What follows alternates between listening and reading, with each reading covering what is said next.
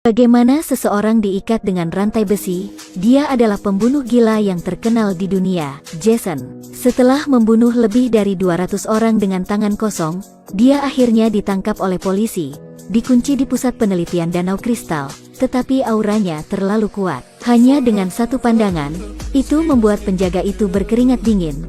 Dia dengan cepat menutupi Jason dengan kain. Di sisi lain, dokter dari pusat penelitian datang untuk mengklaim seseorang ingin membawa Jason yang memiliki kemampuan memperbaiki dirinya ke laboratorium untuk penelitian. Simon melangkah maju untuk mencegahnya, karena teknologi Fraser belum sempurna. Jason pernah melarikan diri. Apa yang harus dilakukan? Dokter bersikeras ingin membawa Jason pergi ke sel untuk melepas kainnya. Apa ini? Para penjaga lagi. Sebelum semua orang sempat bereaksi, Jason menikam tenggorokannya dengan tongkat di belakang celananya. Melepaskan diri dari rantai dan membunuh orang lain, rantai itu akhirnya melepaskan dan membunuh dokter, generasi iblis yang dengan mudah melarikan diri dari penjara.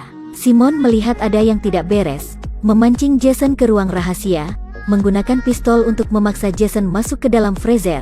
Namun tak disangka Jason menusuk pintu kulkas dengan pisau. Pintu besi itu juga berlubang. Gas beku juga bocor.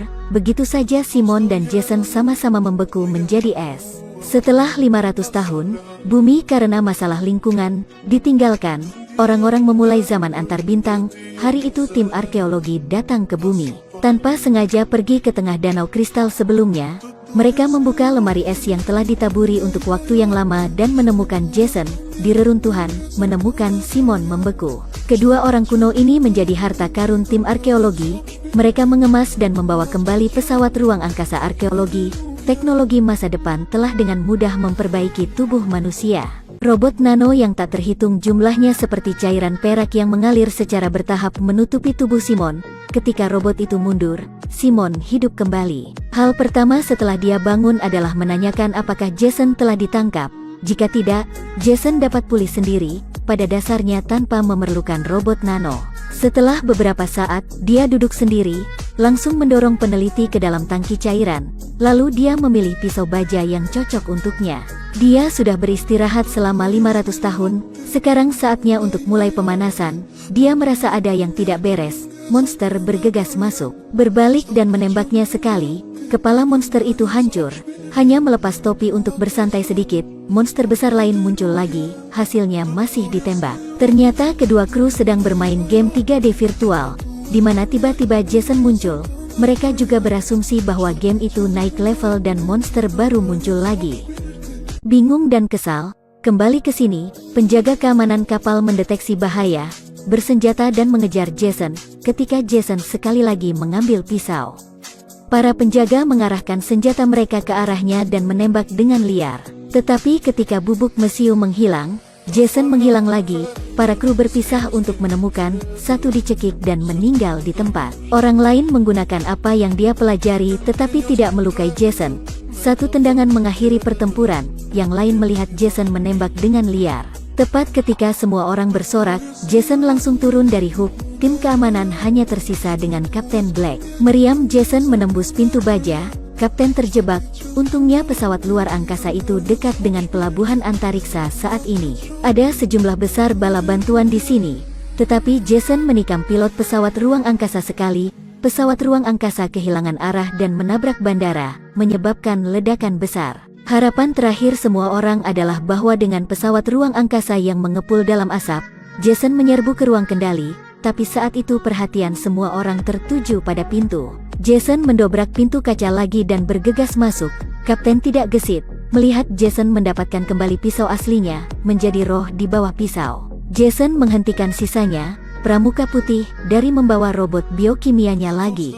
Robot itu memakai bentuk yang keren, tetapi dipotong oleh Jason sekali. Dia baru saja akan mengeluarkan pisau. Robot itu tiba-tiba terbangun, pistolnya keluar seperti hujan. Jason langsung diterbangkan. Satu pistol tidak berfungsi. Dia mengubahnya menjadi dua senjata.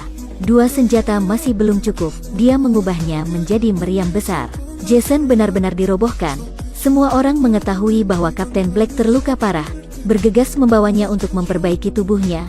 Tetapi di sisi lain, robot nano kehilangan kendali, mulai memulihkan Jason. Elemen logam diekstraksi dari lingkungan sekitar sebagai bahan baku untuk perbaikan. Sekarang Jason adalah kulit perunggu. Serangan robot biokimia baginya seperti pijatan. Semua orang menutup pintu isolasi. Lengan meriam Jason menembus pintu baja.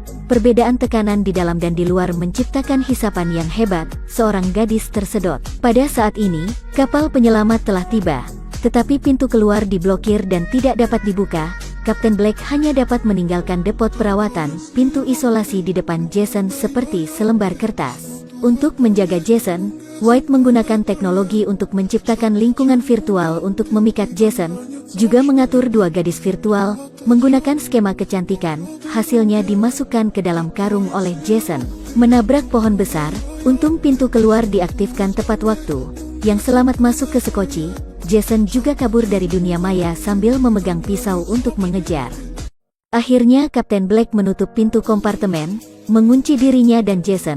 Sekoci berhasil terbang ke atas. Tiba-tiba kapal induk meledak, pemandangan ajaib muncul. Jason terbang langsung ke Sekoci. Kapten Black memeluk Jason. Keduanya terbang ke angkasa yang luas. Sepasang kekasih di suatu tempat, menemukan benda tak dikenal jatuh ke danau. Perjalanan Jason jelas belum berakhir. Video hari ini berakhir, sampai jumpa.